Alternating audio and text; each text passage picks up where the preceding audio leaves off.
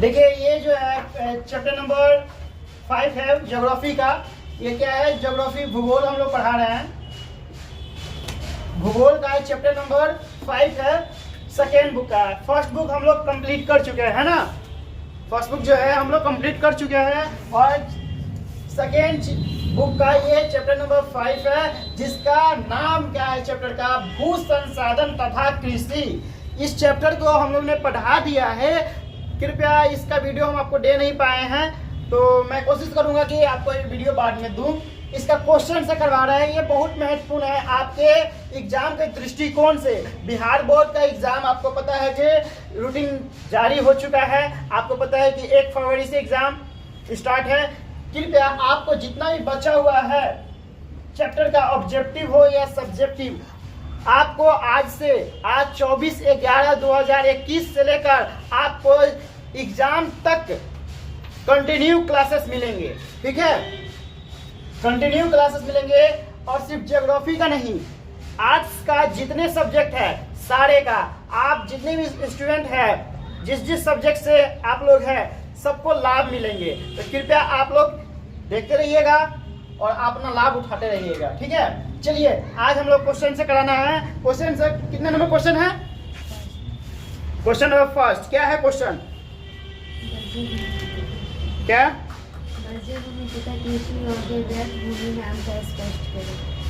देखिए, बंजर भूमि तथा कृषि योग्य व्यर्थ भूमि में अंतर स्पष्ट करे, ये आपका क्वेश्चन है। अगर आपको क्वेश्चन नहीं समझ में आया होगा, मैं आपको एक बार और क्वेश्चन बोलता हूँ। ठीक है, ध्यान से क्वेश्चन को देखिएगा। बंजर भूमि तथा कृषि योग्य व्यर्थ भूमि में अंतर स्पष्ट करे। समझ में आ गया होगा मेरे ख्याल से। अगर नहीं समझ में आया होगा ना तो लिख भी लीजिएगा, लिख लीजिए, लिख लीजिए।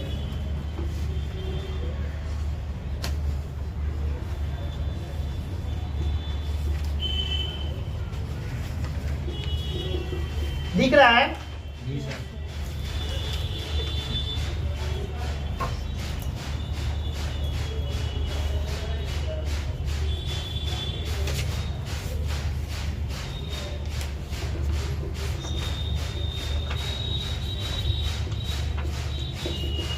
देखिए यहाँ क्वेश्चन है, आप इसको नोट कर सकते हैं। ठीक है, लेकिन आपका आंसर हम नहीं लिखा पाएंगे क्योंकि बहुत सारा इसमें स्टूडेंट है, सबको लिखाना है ना, तो टाइम बहुत ज़्यादा लग जाएगा। इसलिए मैं स्लो बोलूँगा, आप लिखते जाइएगा। ठीक है, चलिए लिखिए।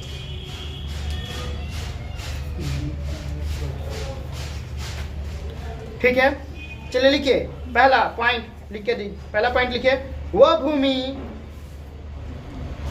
भूमि जो प्रचलित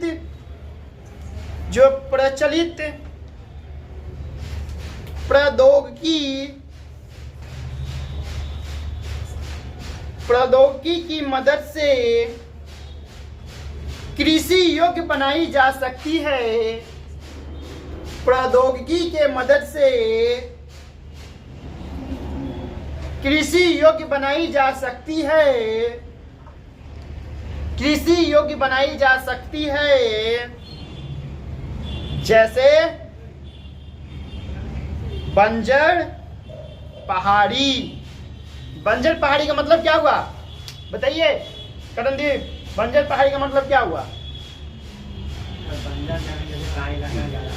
है ना, पहाड़ी इलाका में बंजर जमीन जो है बहुत ज्यादा होता है। अब देखिएगा, ज्यादा करके पहाड़ी जगह पर लाल मिट्टी दिखाई देगा आपको, है ना। और लाल मिट्टी का पहचान एक अलग ही होता है। जैसे कि हम लोग का बिहार का मिट्टी और अदर राज्य का मिट्टी, दोनों में क्या है, बहुत सारा अंतर है। लेकिन इसीलिए कहते हैं ना, बिहार में लोग आते हैं तो कहते हैं क्या, बिहार की मिट्टी की खुशबू कुछ अलग ही है कि नहीं। चलिए, बंजर दे दिए ना, आप देखिए, लिखिए भूभाग, कॉमा देके भूभाग, भूभाग कॉमा मरुस्थल, कॉमा मरुस्थल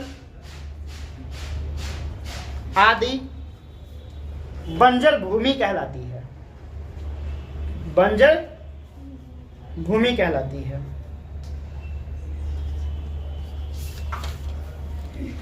पैराग्राफ चेंज कीजिएगा, पैराग्राफ चेंज कीजिए। वह भूमि वह भूमि जो पिछले 5 सालों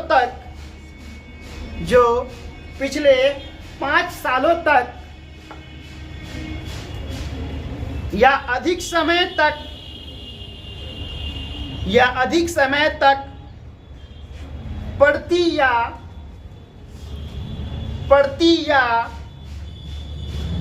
कृषि रहित है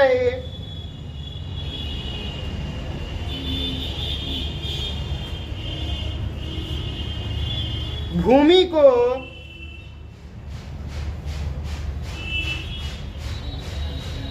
उद्धार तकनीकी द्वारा इसे सुधार कर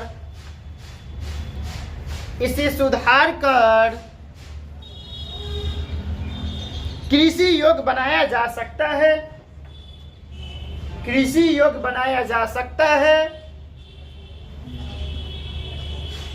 कृषि योग्य व्यर्थ भूमि कहलाती है। कृषि योग्य व्यर्थ भूमि कहलाती है।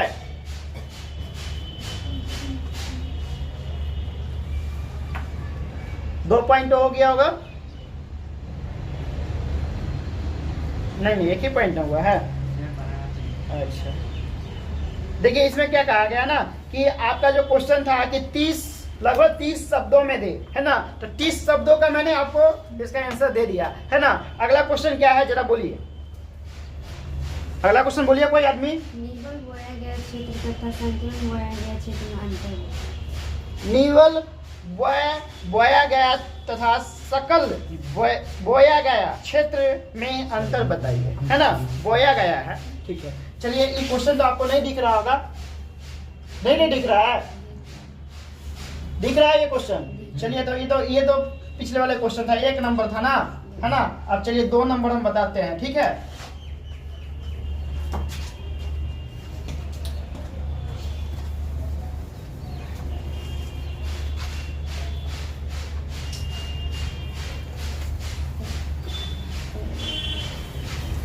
आप सोच रहे होंगे सिर्फ क्वेश्चन लिख रहे हैं। क्वेश्चन लिख दे रहे हैं तो आप आराम से लिख सकते हैं जो आंसर लिखा रहे हैं।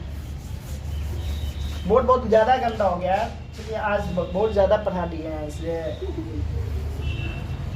सेकेंड क्वेश्चन है आपका, नीवल लॉ है, लॉ, ठीक है, ध्यान से। नीवल बोया गया तथा शकल बोया गया क्षेत्र में अंतर बताइए, ठीक है।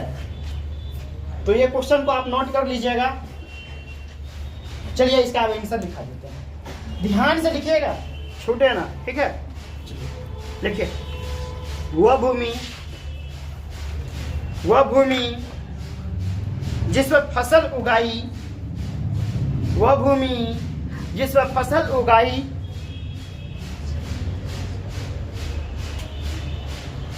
वह काटी जाती है, लिखे, वह नीवल बोया गया क्षेत्र कहलाता है। नीवल बोया गया क्षेत्र कहलाता है।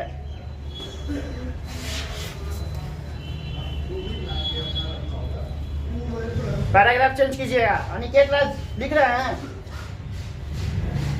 अनिकेत, चलिए पैराग्राफ चेंज कीजिए। सभी प्रकार की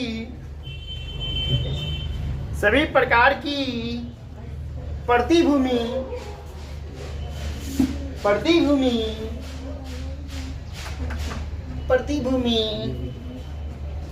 सभी प्रकार की प्रतिभूमि, कृषि योग्य व्यर्थ भूमि, कृषि योग्य व्यर्थ भूमि व्यर्थ भूमि, योग्य बंजर भूमि, योग्य बंजर भूमि तथा नीवल बोया गया क्षेत्र, नीवल बोया गया क्षेत्र अर्थात कुल कृषि योग्य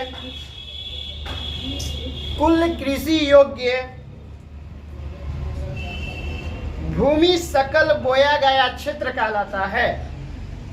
भूमि सकल बोया गया क्षेत्र कहलाता है। भूमि बोया गया क्षेत्र कहलाता है, क्षेत्र कहलाता है। समझे ना? समझ गए? तो ये आपका 2 नंबर क्वेश्चन कंप्लीट हो गया। ठीक है, चलिए अगला क्वेश्चन क्या है बोलिए जरा।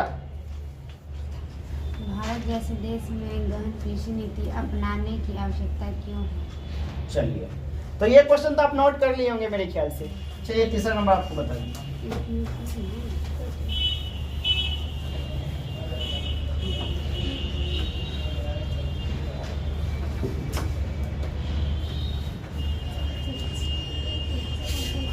देखिए तीसरा नंबर क्वेश्चन क्या बताया गया है कि भारत जैसे देश में गहन कृषि नीति अपनाने की आवश्यकता क्यों? यानी आपसे क्वेश्चन पूछ दिया गया कि भारत जैसे देश में गहन कृषि नीति अपनाने की आवश्यकता क्यों पड़ी? बात समझ में आ गया होगा, क्वेश्चन भी समझ में आ गया होगा। आप लोग अब मुंह में आवाज नहीं है, बोलिए। चलिए इसका आंसर हम लोग लिख लेते हैं और आप भी नोट कर लीजिएगा। जो लोग कंटिन्यू देख रहे हैं वो नोट कर लीजिएगा। चलिए आंसर लिखिए। 1950 के दशक के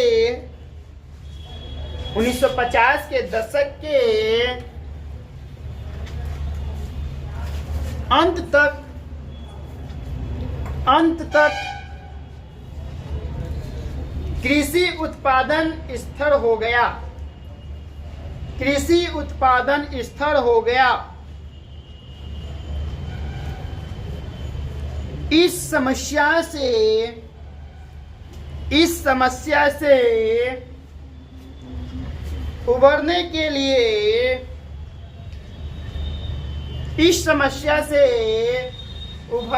लिए गहन कृषि जिला कार्यक्रम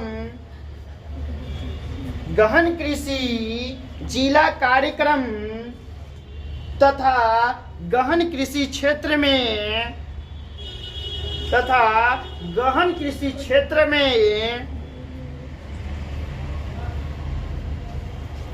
कार्यक्रम प्रारंभ किए गए।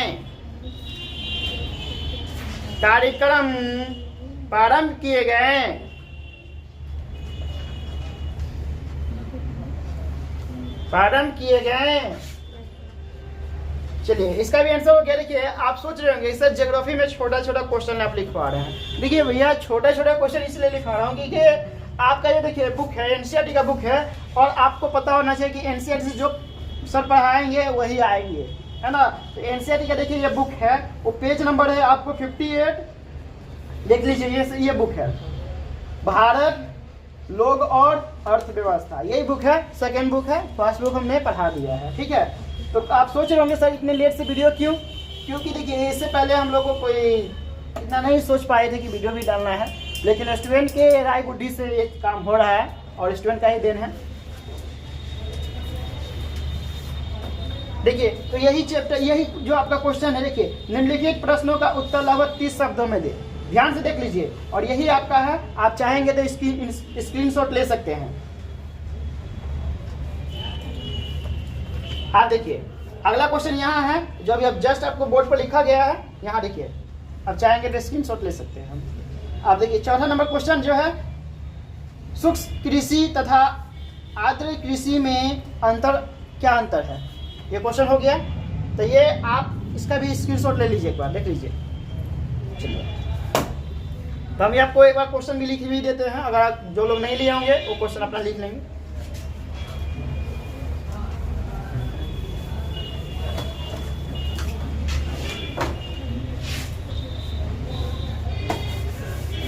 क्या आप लोग लिख रहे हैं ना? Yes sir. ऐसा ना कि आप लोग ना पढ़िए, वीडियो वाला पढ़ रहे हो। आप लोग ज्यादा पढ़िए, वीडियो वाला कम पढ़ेगा तो चलेगा।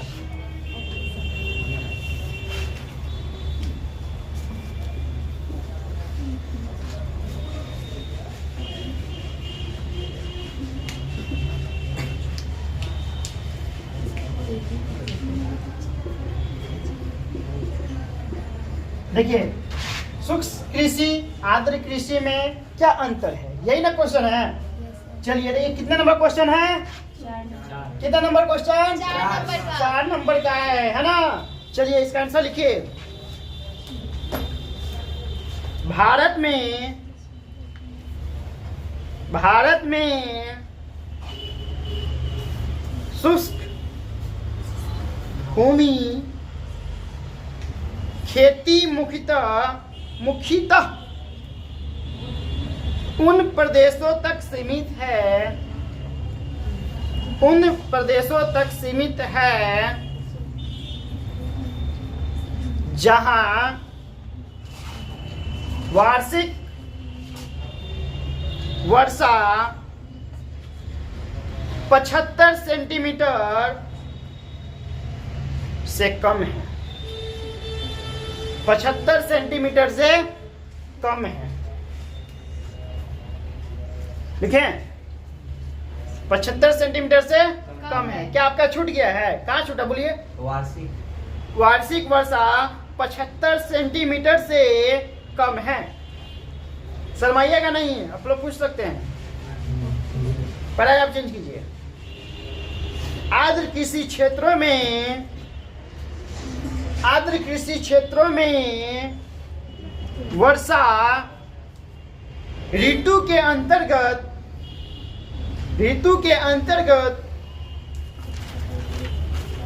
वर्षा जल पौधे की जरूरत से अधिक होता है। वर्षा जल पौधों की जरूरत से अधिक होता है।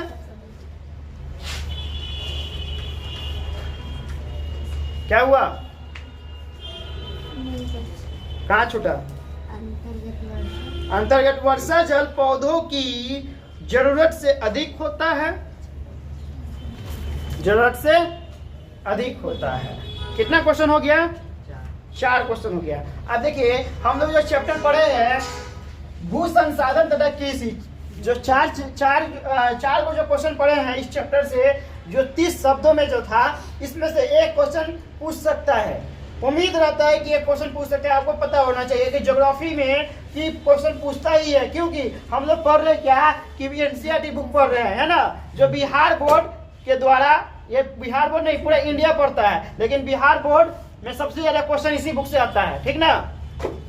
तो चलिए, इसमें देखिए तो 5 नंबर का भी क्वेश्चन है 150 शब्दों में भी। देखिए, यहाँ कहा जा रहा है कि निम्नलिखित प्रश्नों के उत्तर लगभग 150 शब्दों में दे।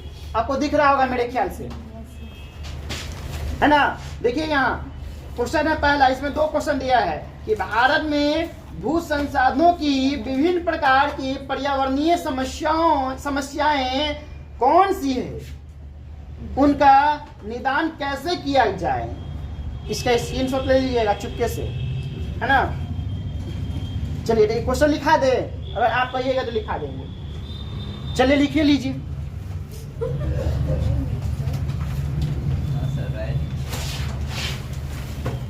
आप लोग चाहते हैं कि 150 शब्दों का क्वेश्चन सर होना चाहिए। यस सर, होना चाहिए। चाहते हैं? टाइम हो गया है। Yes sir. चलिए लिखिए, लिखिए। क्वेश्चन का स्क्रीनशॉट ले लिए होंगे। हम क्वेश्चन नहीं लिखेंगे, था बड़ा सा क्वेश्चन है, 5 नंबर का है, लिख लीजिए। VVI है। देखिए ऐसा क्वेश्चन एग्जाम में पूछता है, आप कान खोल के सुन लीजिए कि कृषि आधारित जो है क्वेश्चन वो एग्जाम में रहता ही रहता है, कहीं से कोई डाउट नहीं है।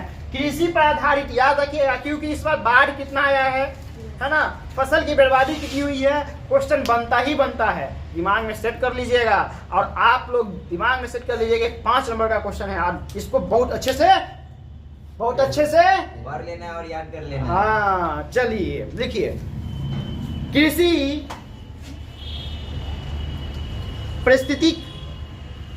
पारिस्थितिक तथा विभिन्न प्रदेशों में अनिता जी को बहुत हंसी लग रहा है। विभिन्न प्रदेशों में ऐतिहासिक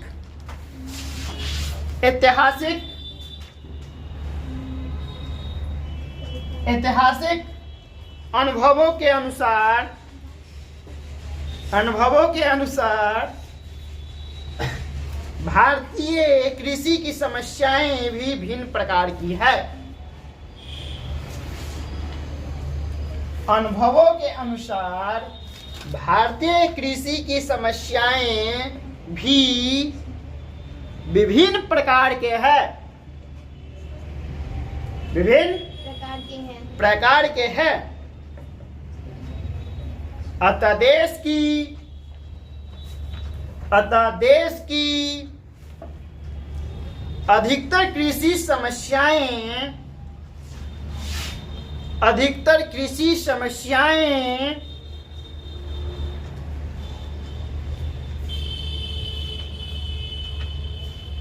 प्रादेशिक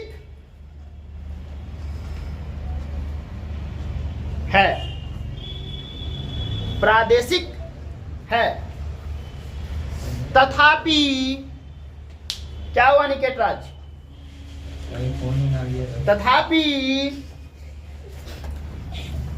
कुछ समस्याएं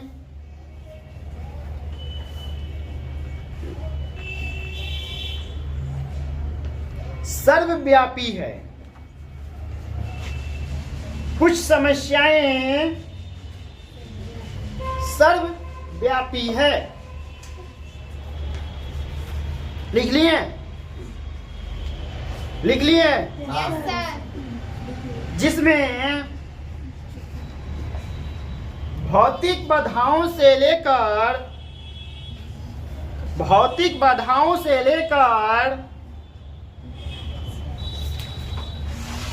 संस्थागत अवरोध शामिल है।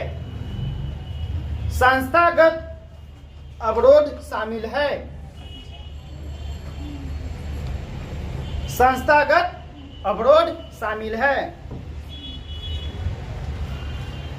लिख लिए? Yes sir. पैराग्राफ को चेंज कर दीजिए। भारत में कृषि का केवल 1/3 भाग ही संचित है। भारत में कृषि का केवल 1/3 भाग ही संचित है। 1/3 भाग ही संचित है।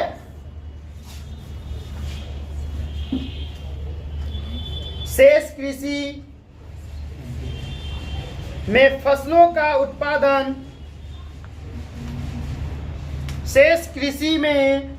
का उत्पादन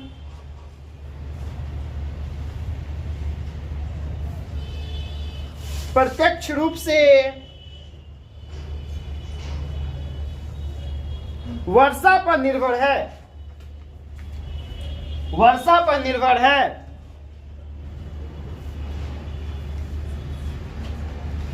दक्षिण पश्चिमी दक्षिण पश्चिम पश्चिम दक्षिण पश्चिम लिखिएगा। मानसून की अनिश्चितता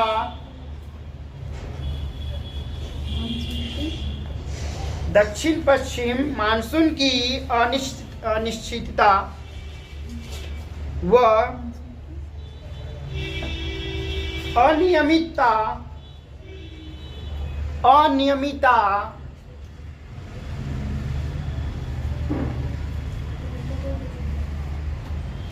से सिंचाई हेतु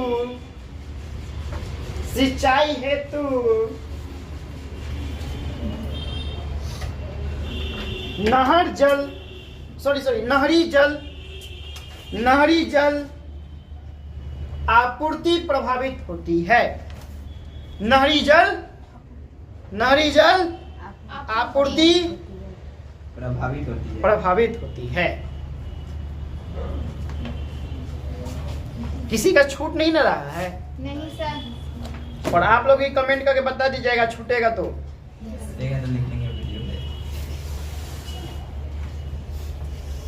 दूसरी तरफ राजस्थान तथा अन्य क्षेत्रों में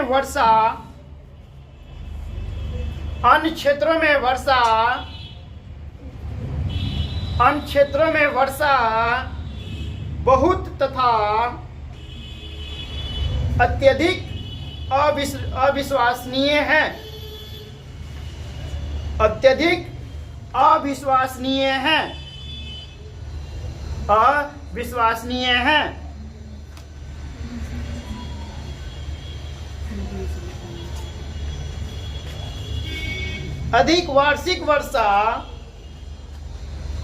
अधिक वार्षिक वर्षा वाले क्षेत्रों में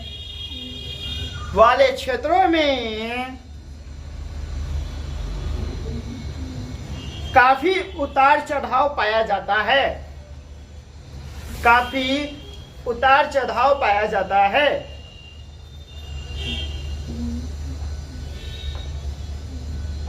फलस्वरूप यह क्षेत्र सूखा व बाढ़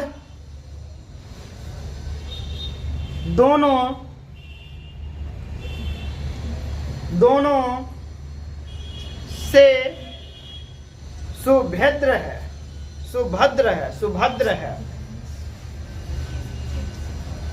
कम वर्षा वाले क्षेत्रों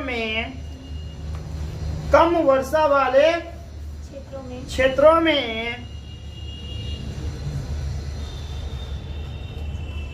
सूखा एक सामान्य परिघटना है। सामान्य परिघटना है। लेकिन यहाँ कभी कभी बाढ़ भी आ जाती है।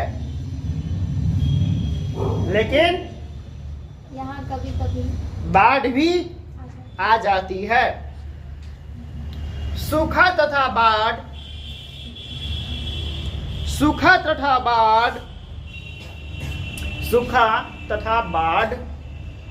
भारतीय कृषि के जुड़वा संकट बने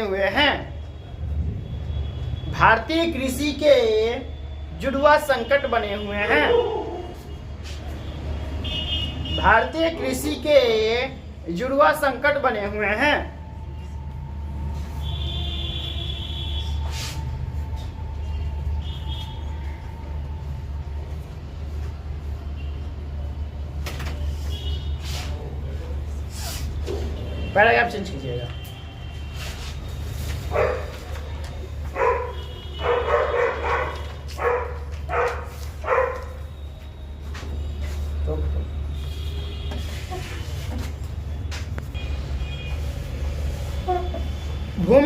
देखिए पैराग्राफ चेंज करना है। भूमि संसाधनों की भूमि संसाधनों की निमीकरण होगा, निमीकरण, सिंचाई और कृषि विकास की, सिंचाई और कृषि विकास की,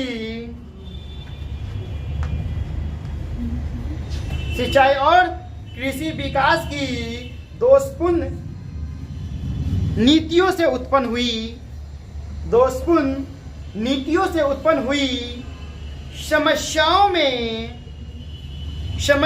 में से एक गंभीर समस्याएं हैं, समस्याओं में से एक गंभीर समस्याएं हैं। इसे मृदा उर्वरता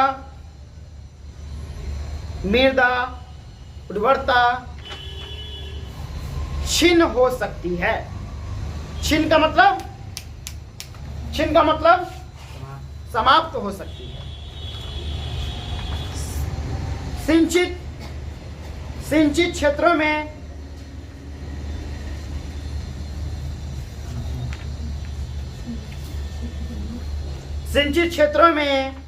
कृषि भूमि का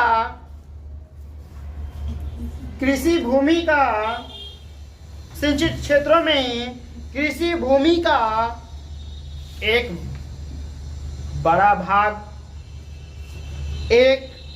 बड़ा भाग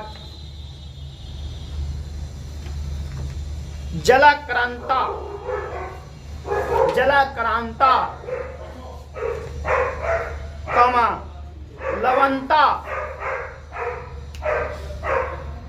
लवणता तथा मृदा साक्षरता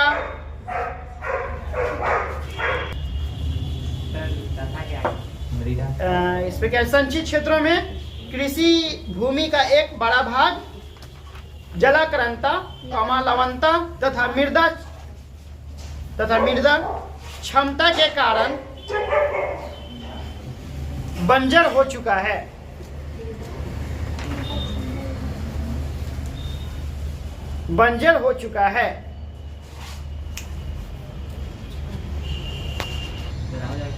देखिए सेकेंड क्वेश्चन बाकी रह गया। सेकेंड क्वेश्चन आपका है, देखिए ध्यान से देखिएगा। भारत में स्वतंत्रता प्राप्ति के पश्चात कृषि विकास के महत्वपूर्ण नीतियों का वर्णन करें। ये क्वेश्चन जो है ना, आप इसको VVI लगा दीजिएगा। ये क्वेश्चन पूछने का पूरा संभावना है और आप स्क्रीनशॉट ले लीजिए इस क्वेश्चन का। चलिए लिखिए, स्वतंत्रता प्राप्ति से पहले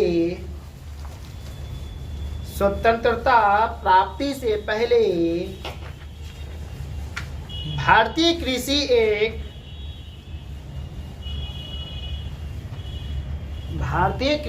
एक जीविकोपार्जन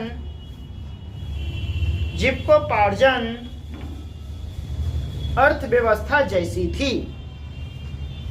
जीविकोपार्जन अर्थव्यवस्था जैसी थी। 20वीं शताब्दी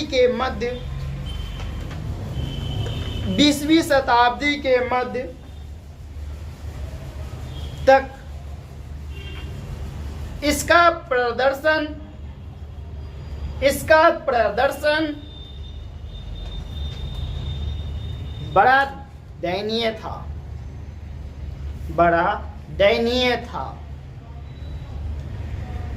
वह समय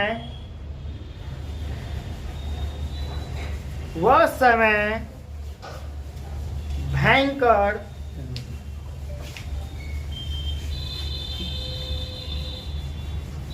अकाल व सूखे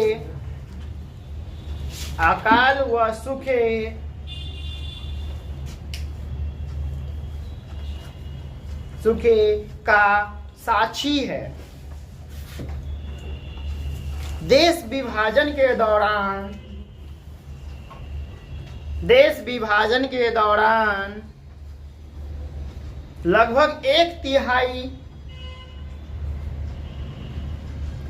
लगभग एक तिहाई सिंचित भूमि क्षेत्र का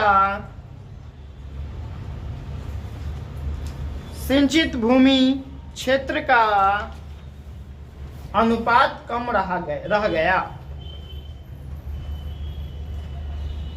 सिंचित भूमि क्षेत्र का अनुपात कम रह गया।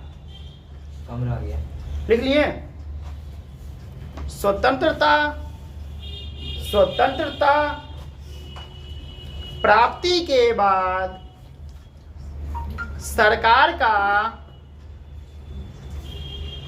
प्राप्ति के बाद सरकार का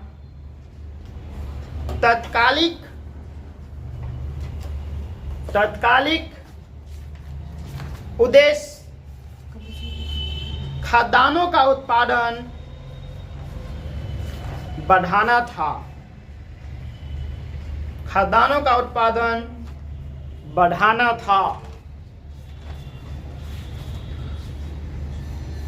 जिसमें निम्न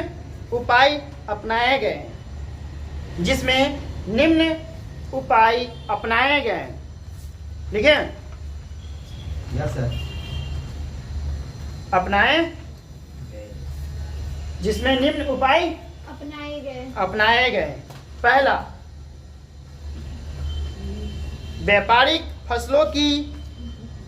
व्यापारिक फसलों की जगह खाद्यान्नों का उगाया जाना।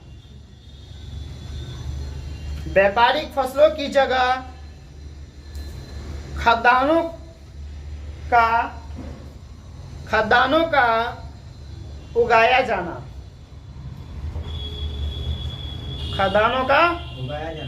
जाना। दूसरा, कृषि गहनता को बढ़ाना। तीसरा,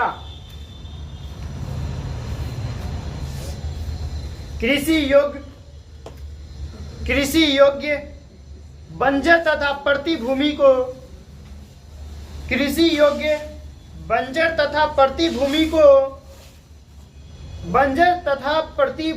को कृषि भूमि में परिवर्तित करना।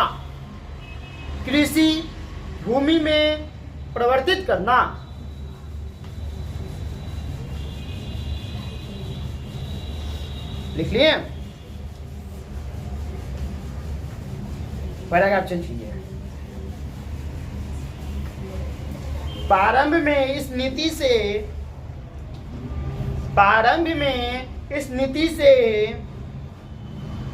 खाद्यान्नों का उत्पादन बढ़ा।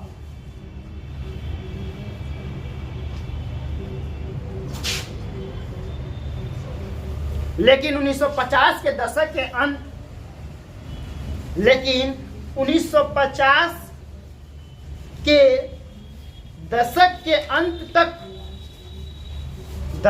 अंत तक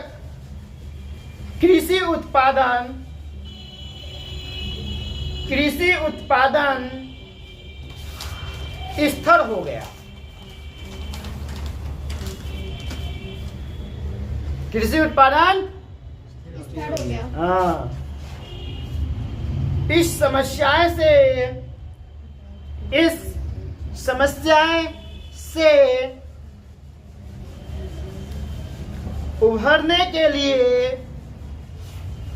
उभरने के लिए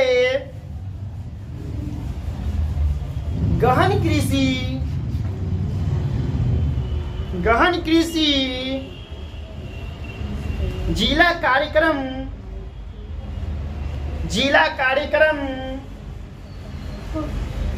तथा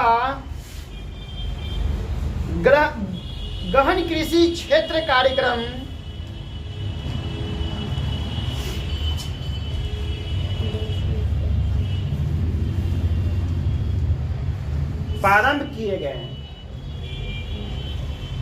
प्रारंभ किए गए।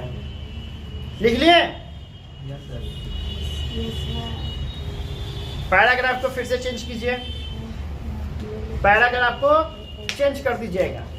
चलिए 1960 के दशक में 1960 के दशक के 1960 के दशक के 1960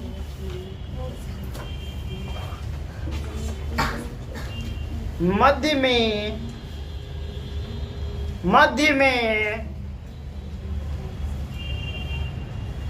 गेहूं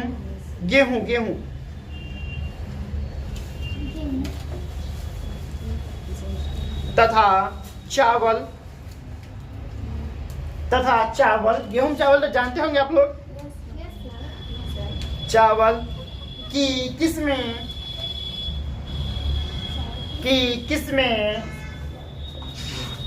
जो अधिक उत्पादन देने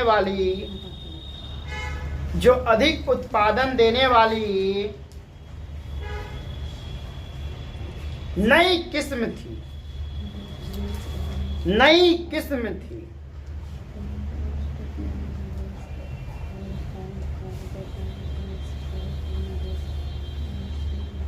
लिख ले होंगे? Yes. लिखे? Yes, sir. देखिए कृषि के लिए उपलब्ध हुई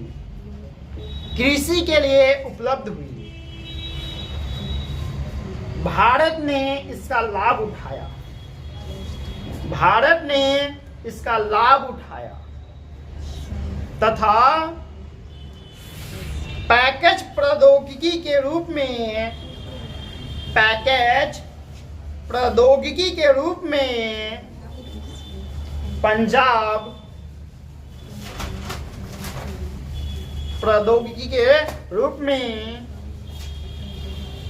पंजाब हरियाणा पश्चिमी उत्तर प्रदेश आंध्र प्रदेश तथा गुजरात की सिंचाई सुविधा वाले क्षेत्रों में रासायनिक खाद के साथ इन उच्च उत्पादकता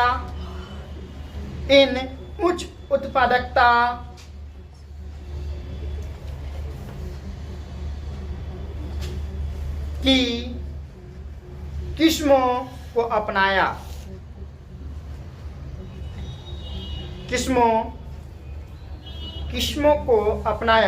नई कृषि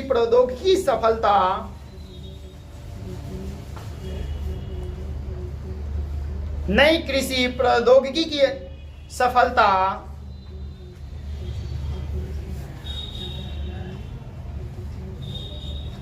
हेतु सिंचाई से निश्चित जल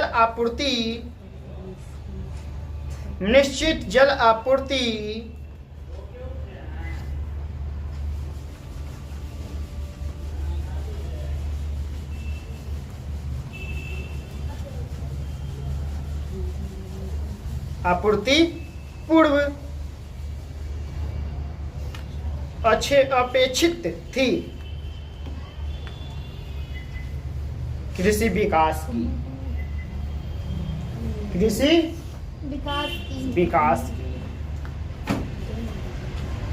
देखिए, तो ये बुक है आपका एनसीईआरटी का, ध्यान से देख लीजिए। आप स्क्रीनशॉट ले सकते हैं इसका, और आप चैप्टर नंबर 5 है तो आप पढ़ सकते हैं। देखिए सारा चैप्टर जो है कि हमने पढ़ा दिया है, और पढ़ाने के बाद इसका हमने क्वेश्चन से करवाया है। देखिए यही चैप्टर था, आप चाहेंगे तो इसका स्क्रीनशॉट ले सकते हैं, है ना। तो आप लोग 5 चैप्टर है, 5वां चैप्टर है भू संसाधन तथा कृषि, और 5वां चैप्टर है, इसको आप अच्छे से तैयार कर लीजिएगा। आपको आपको ये चैप्टर से 7 नंबर प्राप्त हो सकता है। एक दो जो 5 नंबर में लिखा है इसमें से एक, या 4 को 2 नंबर का जो लिखा है इसमें से एक, कोई एक क्वेश्चन आ सकता है। कंफर्म नहीं है कि आपको इसी चैप्टर से आएगा, लेकिन एक 5 नंबर में नहीं है, 2 नंबर में कोई एक क्वेश्चन आपको देगा ही। क्यों? क्योंकि ये कृषि पर आधारित है। आपको पता है कि हमारे बिहार में या हमारे भारत में कृषि पर आधारित क्वेश्चन हर एक जगह देता है ना। तो आप लोग ध्यान से पढ़िएगा, और यही मेरा उम्मीद रहेगा, मेरा कामना रहेगा कि आप अच्छे से पढ़ाई करें, और मैं आपको एग्जाम तक सहयोग करने वाला हूं। तो आप लोग जितना चाहे उतना तैयारी अच्छे से कर सकते हैं मेरे चैनल के माध्यम से, ठीक है। तो फिर अगले क्लास में मिलता हूं।